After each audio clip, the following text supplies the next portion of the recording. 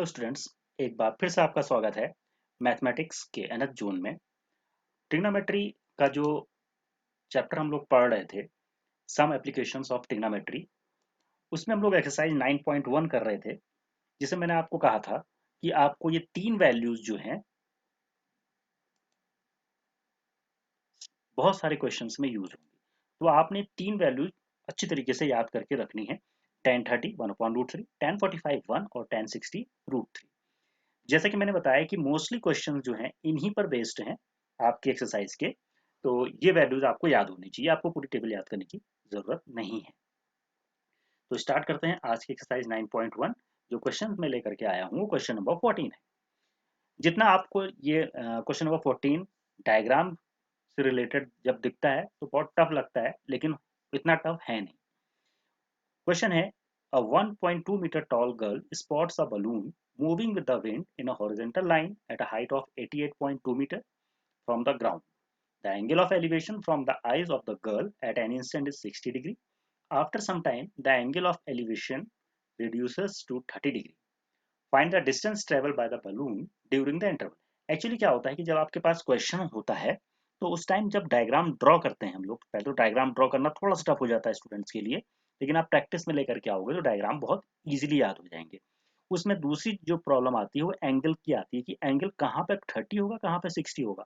इसके लिए एक सिंपल सा कॉन्सेप्ट आपको मैं देने जा रहा हूँ। तो सिंपल सा कॉन्सेप्ट ये है कि जिसका मुंह छोटा होगा वो छोटा होगा, मतलब अगर 30 डिग्री है तो ये स्मॉल, इसका मुंह कम खुला होगा।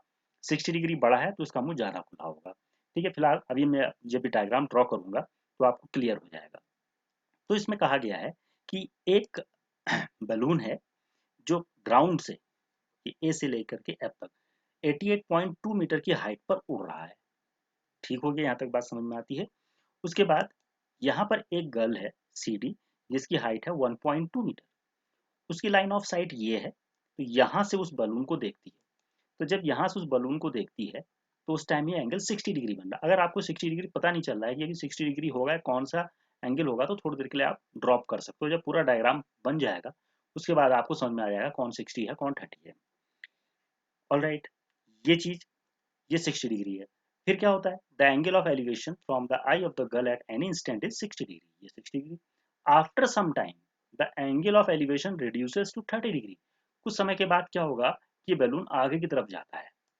तभी जब बैलून आगे की तरफ जाता है तो उसकी हाइट वही रहती है फिलहाल क्वेश्चन के अकॉर्डिंग 88.2, लेकिन एंगल ऑफ एलिवेशन अब बदल गया है। इस लड़की से इस बलून का एंगल ऑफ एलिवेशन बदल गया है जो कि 30 डिग्री हो गया है। अब इस फिगर से आपको साफ साफ दिख रहा होगा कि ये, इसका मुंह कम खुला हुआ है तो कम एंगल का है, और इसका मुंह ज्यादा खुला हुआ तो ज्यादा एंगल का है। तो ये था क्वेश्चन के अकॉर्डिंग फिगर, इतना क्वेश्चन के अकॉर्डिंग था फिगर, और ये आपके बुक में भी दिया हुआ है। अब इसमें मैथमेटिक्स क्या लगेगी, सबसे पहले जो ग्रीन पोर्शन है, ये हाइट अगर हमें पता चल जाए और ये हाइट हमें अगर पता चल जाए तो क्वेश्चन बहुत आसान हो जाएगा। हमारे पास जो ट्रायंगल्स हमको लेने हैं वो एक ही ग्रीन वाला ट्रायंगल और एक ही जो ब्लू वाला लाइन दिख रहा है आपको। सबसे पहले ग्रीन में हमको ये चाहिए, तो ये कैसे निकलेगा, देखिए ये 1.2 है तो ई एफ भी 1.2 होगा। ओके, अब ये पूरा 88.2 है और ये है 1.2, तो ये जो ग्रीन पोर्शन हो कितना होगा, सीधी सी बात है 88.2 में से आप 1.2 सब्ट्रैक्ट करोगे तो 87.0 आएगा। क्लियर हो गया। अब वैसे ही हमें जो ब्लू वाला पोर्शन है ये भी 87 ही होगा। कैसे निकालेंगे, सेम मेथड है। ये 1.2, ये भी 1.2 होगा जी एच, और 88.2 में से 1.2 गया तो ये 87, ये भी 87 है। ये भी आप कह सकते हो कि ए बी, सॉरी ए ई और बी जी दोनों पैरेलल हैं और सेम हाइट पर हैं, तो ये 87 और 87 है। तो ये तो आपका क्वेश्चन का थोड़ा सा मैथमेटिक्स हुआ। अब इसमें कुछ चीजें जो हैं जो हमको नहीं चाहिए उनको हम हटा देते हैं थोड़ी देर के लिए समझने के लिए। आप अपने जब नोटबुक में इस डायग्राम को ड्रॉ करोगे तो उसको रीड्रॉ कर लेना। तो इसमें से जो चीजें नहीं हमें चाहिए थी वो हमने हटा दी। अब यहाँ पर जो चीज आएगी वो आएगी सी ई, जो कि हम लोग एक्स मान लेते हैं, और दूसरी आएगी ई जी, जिसको हम लोग वाई मान लेते हैं। अब आपके पास देखिए दो ट्राइंगल्स मिल गए हमको और अभी क्वेश्चन बहुत इजीली सॉल्व हो जाएगा। सबसे पहले हम लोग ने इनिशियल पोजीशन उस बलून की थी ए, changes to be after some time, कुछ समय बाद वो बी पर पहुंच जाता है। और सी डी जो है वो गर्ल का हाइट है। हमने सी क्या हमने एज्यूम किया है एक्स और ई जी क्या एज्यूम किया है वाई। अभी मैंने आपको थोड़ी देर पहले दिखाया था कि ए ई की वैल्यू हम लोग कैसे निकालेंगे। 88.2 में से 1.2 सब्ट्रैक्ट किया, वो 87.0 आया और वही बी जी के इक्वल भी आया था। ये मैं अभी थोड़ी देर पहले आपको दिखा चुका हूँ। चलिए अब हमारे पास दो ट्राइंगल है, एक ग्रीन वाला ट्राइंगल है ACE, जिसमें हमने tan ही अप्लाई करना है। देखिए मैंने कहा था आपसे कि जितने क्वेश्चंस हो रहे हैं उनमें ये लाइन रिपीट हो रही है, तो ये लाइन हर बार रिपीट होंगी, ये चीजें आपकी रिपीट होती रहेंगी, तो क्वेश्चन आपकी प्रैक्टिस में ऑटोमेटिकली आ जाएगा। तो tan 60 is perpendicular upon base. Perpendicular इसमें क्या है, एंगल के सामने वाला परपेंडिकुलर होता है, तो यहाँ पर AE upon CE। tan 60 is √3, AE का वैल्यू कितना है 87 और इसका वैल्यू कितना है x। तो x का वैल्यू कितना हो जाएगा 87 अपॉन √3। ये x यहाँ चले जाएगा और √3 नीचे आ जाएगा, दोनों एक दूसरे से इंटरचेंज हो जाएंगे। अब आपने क्लास 9 में पढ़ा है कि √3 जो टर्म होता है वो डिनोमिनेटर पे नहीं होना चाहिए, तो इसको हम रेशनलाइज यानी कि परिमेयकरण करते हैं इसका, उसके लिए हम इसी रूट से ऊपर नीचे मल्टीप्लाई कर देते हैं। तो ऊपर 87 √3 तो एज इट इज रह जाएगा, √3 इज 3, सिंपल। अब 3 से 87 को आप कैंसिल आउट कीजिए, 29 √3। तो x का वैल्यू कितना आ गया 29 √3। तो ये तो हमें ग्रीन वाले ट्रायंगल से x का वैल्यू मिल चुका है। हमें निकालना है y का वैल्यू। तो y के वैल्यू के लिए पहले तो हमें ट्रायंगल लेना पड़ेगा BCG। ये पूरा ट्रायंगल BCG हो गया, इसमें भी tan 30 लग रहा है, perpendicular upon base. tan 30 perpendicular upon base, perpendicular का वैल्यू BG, ये है परपेंडिकुलर BG, और CG ये वैल्यू है CG। तो BG का वैल्यू कितना है 87, tan 30 का वैल्यू 1/√3, वही वैल्यूज यूज हो रही हैं।